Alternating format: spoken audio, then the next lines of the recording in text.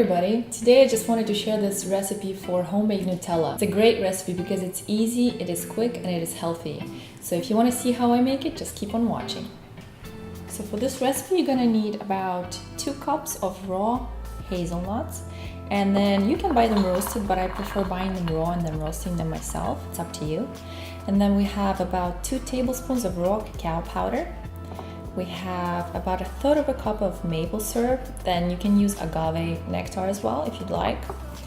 And then we have about 1/2 a cup of raw coconut oil. And then we'll be using a pinch of salt and about a teaspoon of vanilla extract.